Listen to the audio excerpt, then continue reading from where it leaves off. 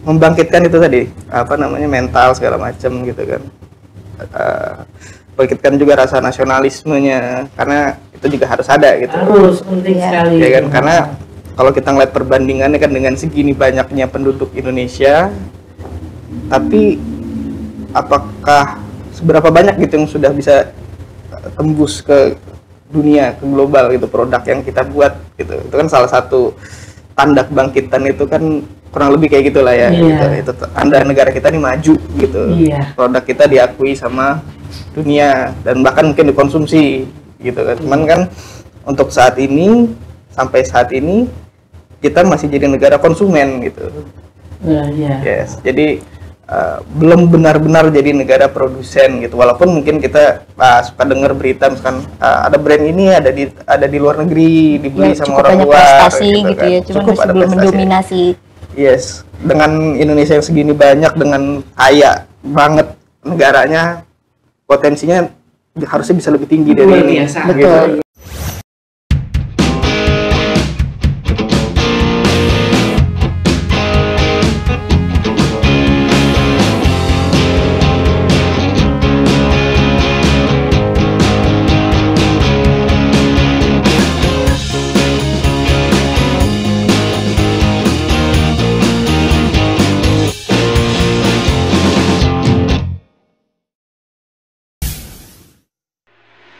Assalamualaikum warahmatullahi wabarakatuh.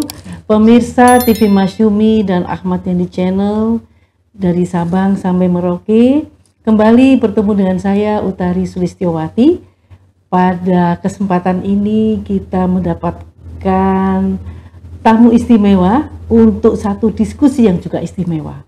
Tentu pemirsa TV Masyumi mengetahui siapa saja tokoh-tokoh Partai Masyumi di awal-awal pendiriannya yang membesarkan nama partai tersebut.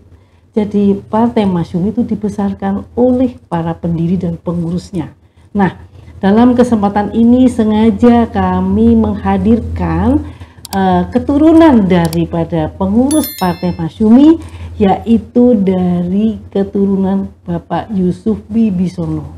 Nah, kita tahu beliau sempat menjadi Menteri Keuangan Republik Indonesia, dan pada saat itu Perdana Menteri ya saat itu adalah Sukiman Wirjosanjoyo.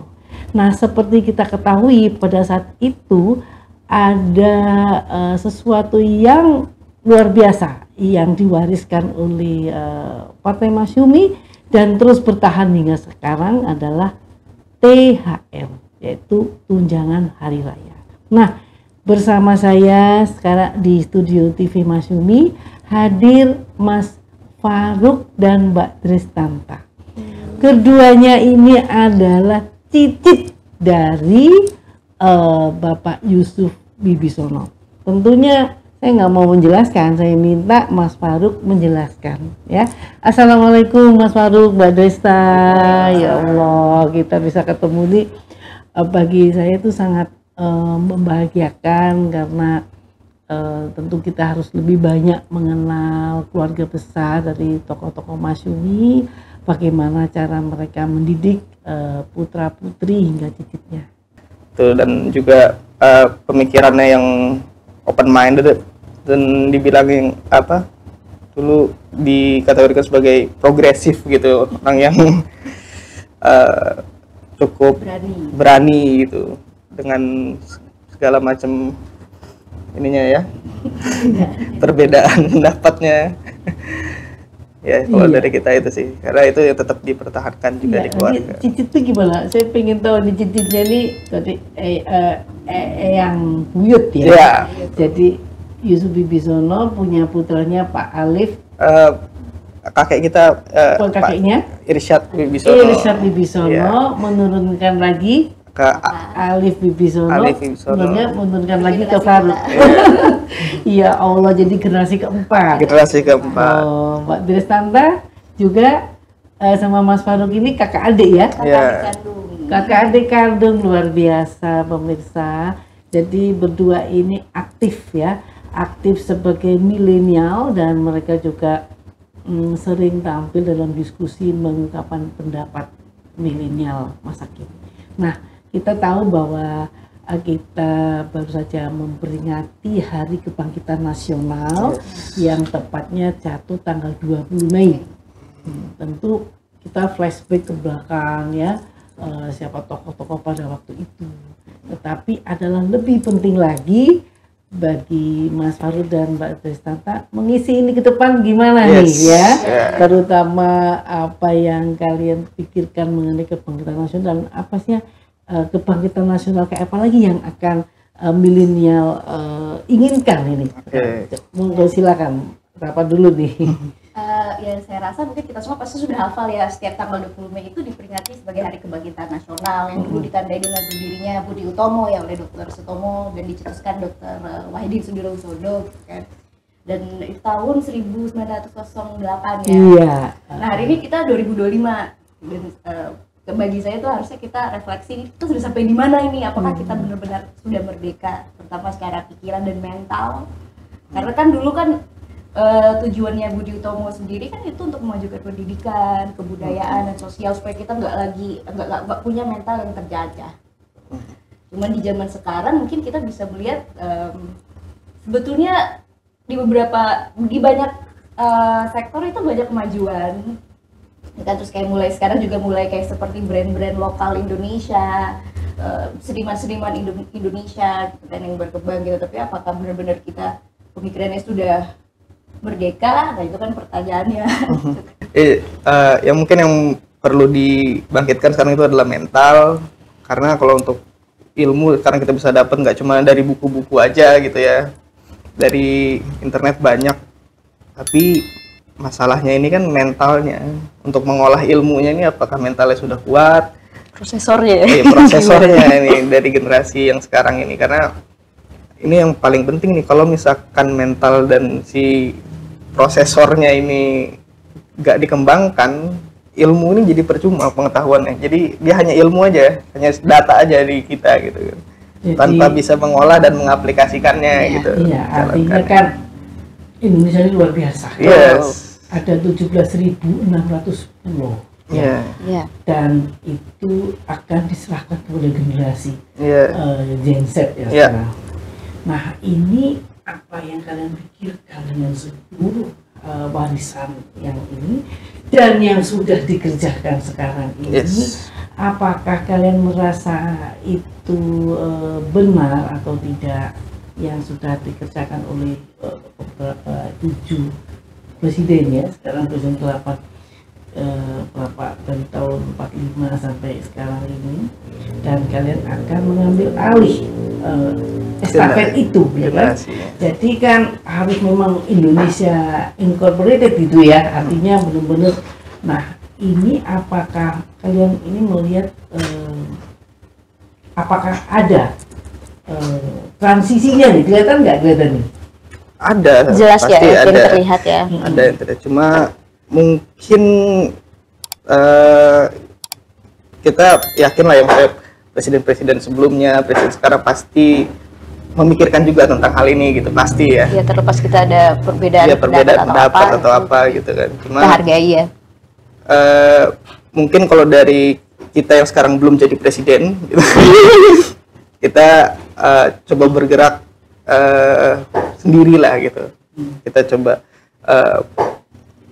pertama kita harus bantu untuk membangkitkan itu tadi mental segala macam gitu kan, bangkitkan juga rasa nasionalismenya, karena itu juga harus ada gitu, harus penting sekali ya kan, karena kalau kita ngeliat perbandingannya kan dengan segini banyaknya penduduk Indonesia, tapi apakah seberapa banyak gitu yang sudah bisa tembus ke dunia, ke global gitu, produk yang kita buat gitu. Itu kan salah satu tanda kebangkitan, itu kan kurang lebih kayak gitulah ya. Itu tanda negara kita nih maju gitu. Produk kita diakui sama dunia dan bahkan mungkin dikonsumsi gitu kan. Cuman kan untuk saat ini, sampai saat ini kita masih jadi negara konsumen gitu. Yes. Jadi belum benar-benar jadi negara produsen gitu. Walaupun mungkin kita suka dengar berita misalkan ada brand ini ada di luar negeri dibeli Ya, sama cukup orang banyak luar prestasi gitu kan. ya, cuman Cukup masih ada belum prestasi. mendominasi. Yes, dengan Indonesia yang segini banyak, dengan kaya banget negaranya, potensinya harusnya bisa lebih tinggi dari Luar ini. biasa. Betul. Ya. Yes. Jadi harusnya kandungan alam Yeah. juga ya, Yeah. keindahan. Yes. Ini sebenarnya itu sudah nilai yang sangat tidak ternilai Yeah. harganya. Jadi itu harus diterima dengan suatu kesiapan yang luar biasa Yes. oleh para milenial kan. Yes. Nah ini harusnya juga pemerintah memberikan satu persiapan ini ya. Yes. Jadi gimana membuka lapangan kerja juga meningkatkan knowledge ya Yes. atau apa. Jadi jangan sampai terlalu nunggu ahli dari luar negeri Yes. untuk mengeksplor Iya, betul. hasil-hasil kita dan kita hanya lihat aja kita kerjakan. Nanti akhirnya ya seperti kita tahu kan kita selalu mengekspor raw material balik Iya. lagi dari barang kita beli Kita beli. dengan harga berkali Iya. lipat. Nah ini kan sesuatu yang harus ada pergeseran Iya. alih teknologi. Nah kemudian kita lihat generasi mudanya sekarang. Generasi muda di Indonesia dengan luar negeri akhirnya kayak nggak terlalu berbeda mengenai kekiniannya ya. Iya. Kekinian dalam pergaulan segala macam, tapi kan tetap harus ada rasa nasionalisme. Iya, betul. Nah, ini bagaimana nih Mbak Tristan tadi?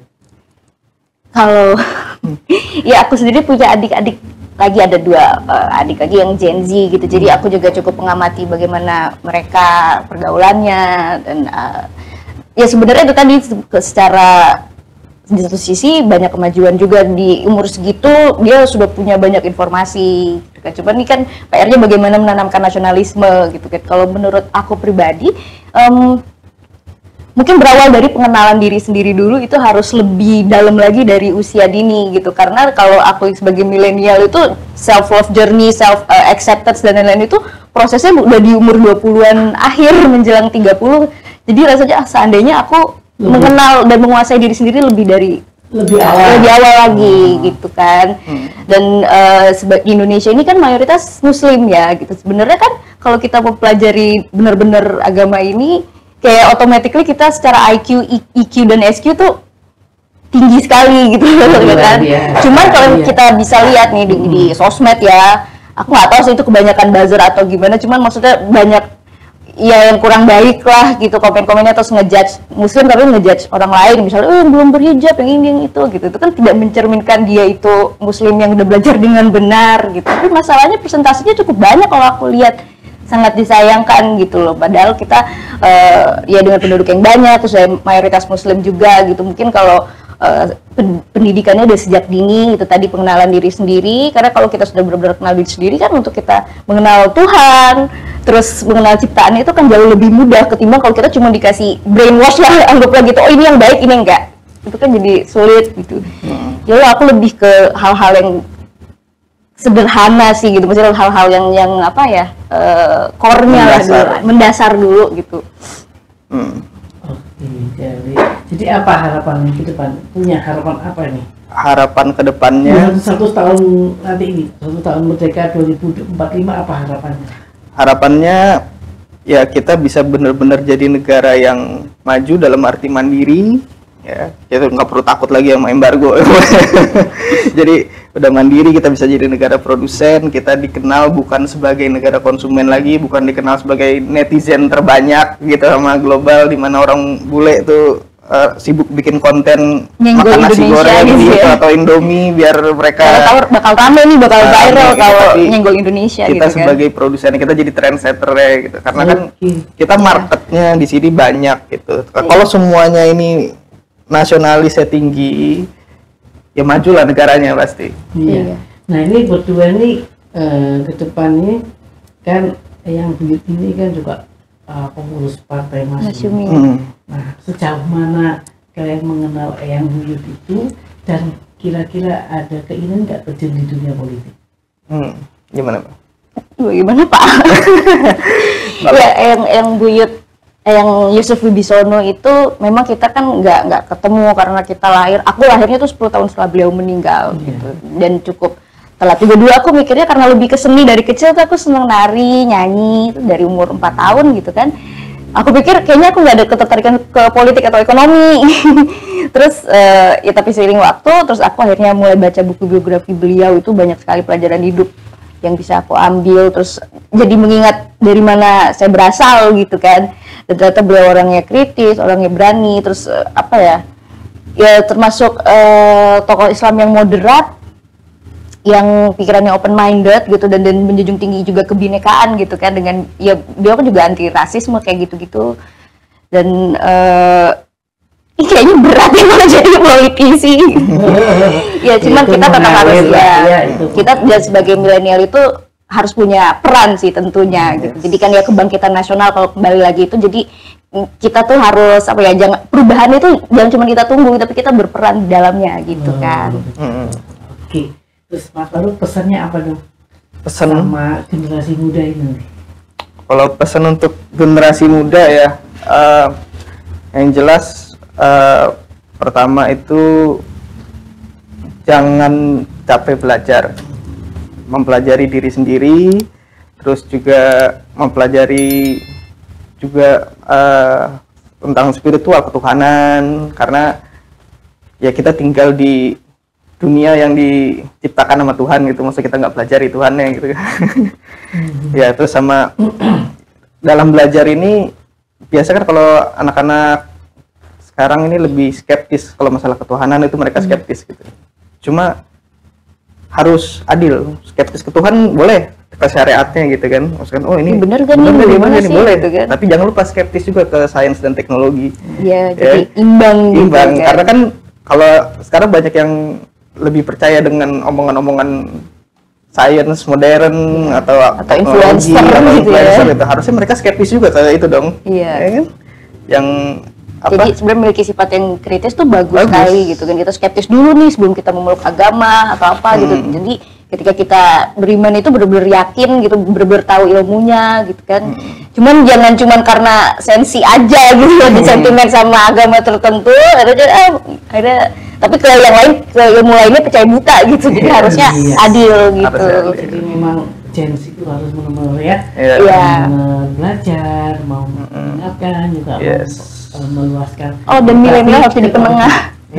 Milenial harus jadi penengah antara Gen X dan Gen Z. Karena aku sering tuh di keseharian kan, jadi yang misalnya orang tua mau ngomong sama yang Gen Z ini kayak susah sekali komunikasinya gitu kan. Terus milenialnya jangan ikut-ikutan nge-hate adik-adik kita juga gitu kan, itu kan generasi penerus gitu, harus kita rangkul gitu. Jadi harusnya milenialnya jadi jembatan, jadi penengah antara yang generasi atas dan yang Gen Z gitu untuk berkomunikasi. Ini optimis Mbak nanti. Yes, Optimisme terhadap apa namanya Indonesia 100 tahun apa? Optimisnya kalau aku pribadi gitu melihatnya optimis akan ada perubahan di Gen Z ini, entara itu perubahan revolusi mental kah atau apa, itu pasti akan ada karena udah mulai terlihat gitu dari kritis-kritisnya mereka. Itu tinggal siapa yang bimbing, siapa yang mengarahkan, mudah-mudahan bisa, harapannya semoga arahnya lebih baik gitu, lebih baik gitu. Tapi kita optimis sih, karena melihat adik-adik Gen Z gitu kan. Karena terus pas tadi ngomong tambeng ya susah dibilangin gitu, tapi terkadang mereka tuh logical kok gitu, maksudnya asal diarahin yang betul, asal kasih explanation yang menurut mereka logis, itu sebenarnya bisa. Jadi kadang yang tua kan suka nggak sabar nih kan, katanya begini tuh begini gitu. Iya, karena 20 tahun nggak lama loh. Iya. Jadi benar-benar Mbak Restata dan harus siap betul ya untuk apa namanya estafet ini. Insya Jadi Allah. pemirsa, kita nggak usah khawatir nih ya, Mbak Restata dan Mas Farouk ini memang luar biasa. Mereka mandiri sekali dalam kehidupannya juga. Mereka terus maju di dalam bidangnya masing-masing. Jadi optimis ya. Optimis. Jadi tetap optimis, terus berkarya. Ya, dan mandiri. Jadi gitu ya. Oke. Terima kasih sekali lagi atas kehadirannya di TV Masyumi, dan saya harap akan sukses. Amin. Pilihan yang akan kalian jalan. Semoga kita semua sukses ya semua. Oh iya, terima kasih. Yang nonton juga. Oh iya, terima kasih pemirsa TV Masyumi atas perhatiannya, dan kita nanti akan lanjut lagi di dalam diskusi yang lebih menarik. Wabillahi taufiq wal hidayah. Wassalamualaikum warahmatullahi wabarakatuh.